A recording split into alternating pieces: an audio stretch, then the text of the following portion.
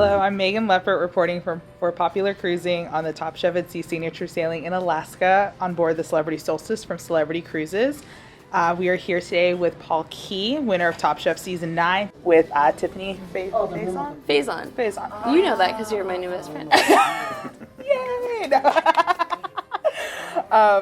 So, really quickly, have you been on a cruise before, and what is your impression? This is my second time. My first was when it was a Top Chef cruise Okay. I guess it was the first Top Chef cruise, and it was I think it was through like Mexico and like the Gulf. Oh, okay. And it was a good time. So like I've never been to Alaska, so this is my first time in Alaska. And it's been pretty cool. And this trip's been it's a lot bigger actually. I feel like than the first trip, and it's a lot newer, so it's pretty cool. One other cruise. Okay. Had a really good time. It was in Europe. So, but this is like crazy. This boat is huge. Like there's like 7 bars, which is awesome for me. Like amazing. And everyone here is everyone's on vacation. Like there's something that happens when everyone is on vacation that like they're just like. We all open up a little bit. We're warm, and you can see it. Like the first couple days, we're like, they're a little bit like this, and then it happens. And what have you thought of Alaska so far? It's gorgeous. Yeah, it's hard to describe how awesome and amazing nature looks. Oh, absolutely, yeah. And so, what's been the highlight so far? Favorite thing so far is probably like a helicopter ride to one of the glaciers, and that was pretty cool. Beautiful. It's extraordinary. Like. I'm very fortunate to live in a beautiful place in the world. Like I live in Boston, it's a beautiful city, but like you get here and it's just like it's hard not like you just know there's God. You know there's whatever your version of God is, like you know that it exists. Like this is extraordinary. Like it's beyond you. It's millions of years beyond you. It will be here long after we leave, and it's stunning. It's amazing. So how did you come to be involved with the Top Chef at Sea, and how's it been being a part of it? It's been pretty fun, and I got involved, I guess, because I was a part of the first cruise, and it's a nice break for me for being away from the restaurant for a little bit. Yeah. But yeah, I got involved because of the first cruise. They called. Okay. It's the shortest answer. They called. I was supposed to be on the Bermuda cruise, and well, we are so glad that you made it on this. Right? One. I know. What's it like having your dishes now, like how we had the Top Chef at Sea night in the dining room? What's it like having it prepared a la minute compared to doing a larger banquet? It's like night and day. You know, like I feel like for a larger service, you take elements that you think will work, especially the chefs here have been doing this for so long.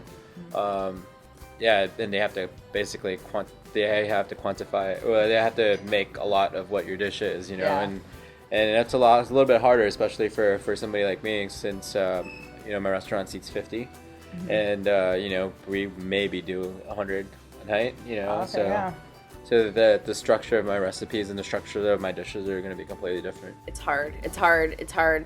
We're all type A. We're all like super. When it comes to our food, we're super controlling because it's everything. It's our heart, it's our name, it's everything. Like, I cooked my way through life. Like, this is how I know life. But we're in really good hands. Like, it's a different thing. Like, I am not capable of being a chef for 2,000 people. I'm not. I'm a very different chef. There's different categories of chefs. These guys are amazing. Things were beautiful. They came out really well on time. And so what made you decide to have a career in the culinary field?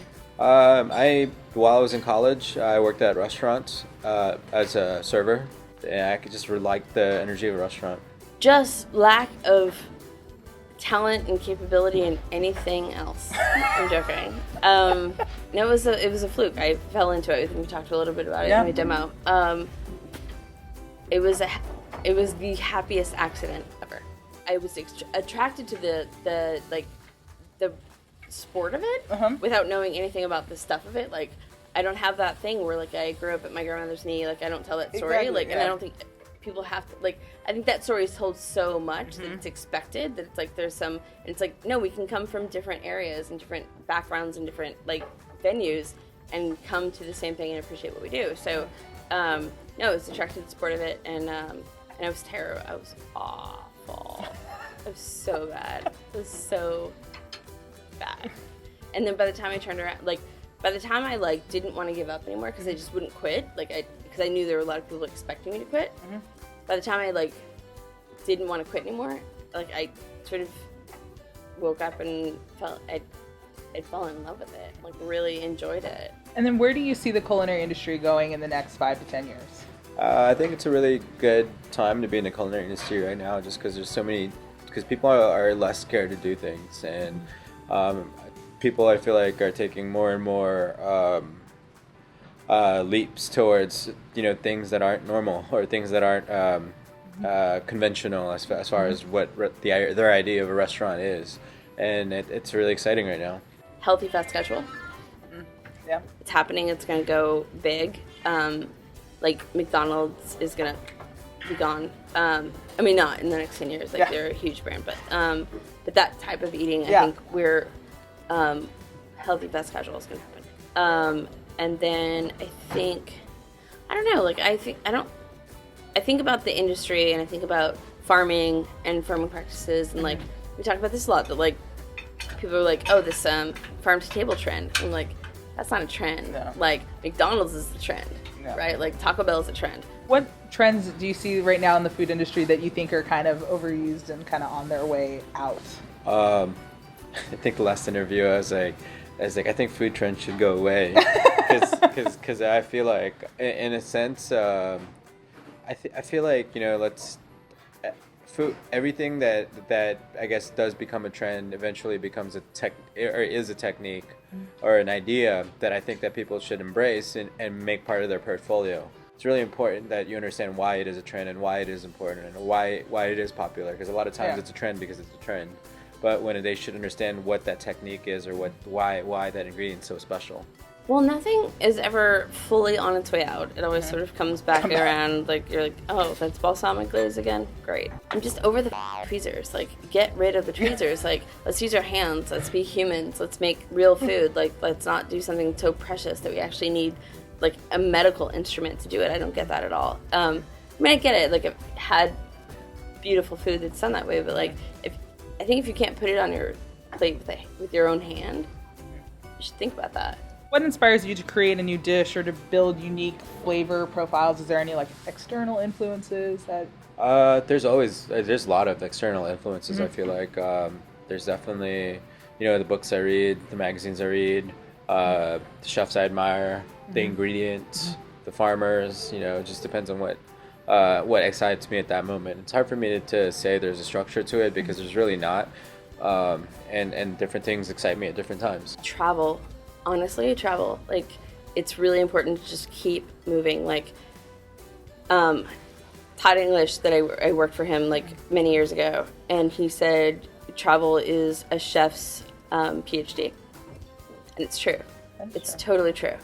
And also watching other chefs, like, and researching and just like taking one thing and seeing how many ways we can cook this one thing. Like, it's a lot of different things, but more than anything else, it's travel. So what's your favorite ingredient to work with? One of my favorite ingredients to cook, and I feel like it's also the most one of the more challenging, is chicken.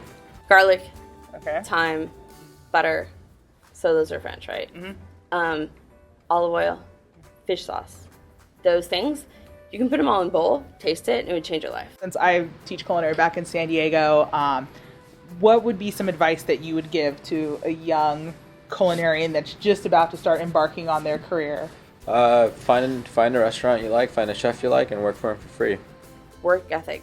Here's the thing: talent comes or it doesn't. I think it's innate. Actually, I think people have it or they don't. But you can still make a life out of this. And you can make a career. It doesn't matter if you're talented if you don't work. Like you can be talented all day long, and like, but if you don't show up, like I've had to fire people that like were some of my best cooks that like just didn't show up sometimes. Looking back now, what would you say is your defining moment as a chef? My defining moment as a chef, still searching for it. I feel like the most defining moment was my decision to want to be a chef, and even I'd say the first few months of culinary school, like I still wasn't committed. And then after I committed to working and committed to free labor and committed to not making that much money, it made things a lot easier. My whole life has always been bigger, better, faster, more. And it's slowing down a little bit in hopefully a smart, like thoughtful way. In terms of culinary stuff, I hope that it is, like, I don't know, like if you have a moment that you're like, this is it, and you're like selling that, you're done. Yeah, it's true. Like grow. It's a big world and it's a big life and it's yours and eat it all. And so, I mean, you pretty much built an institution now in Austin, and what's next for you? And what's next is to continue to. Right now, I feel like I've only laid my foundation for my institution in Austin, and I got a lot of work to do to get it to where I think it can be.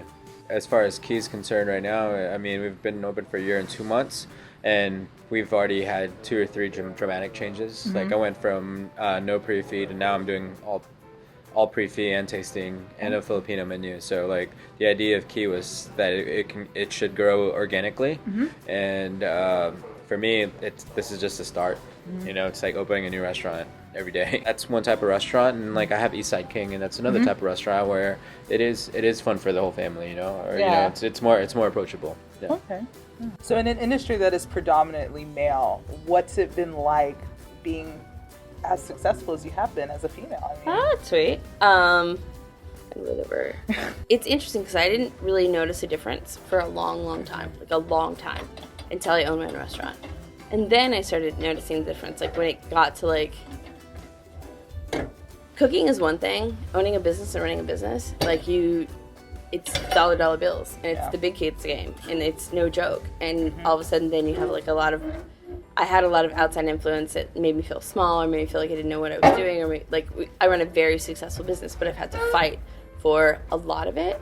It's art versus commerce, and it's been interesting as I'd never felt it as, and I would, like, people would ask me, like, what is it like being a woman, when I was a chef, and like, before I owned a business, I just never saw a difference.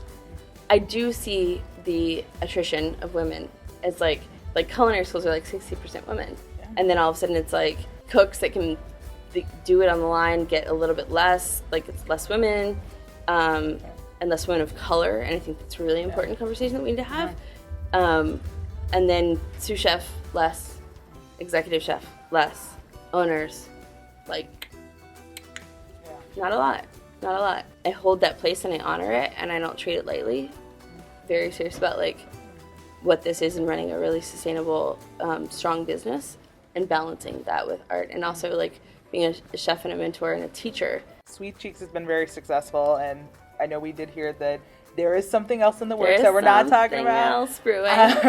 But are there any other plans after that, and plans to expand outside of Boston? Yeah, let's own the world, right?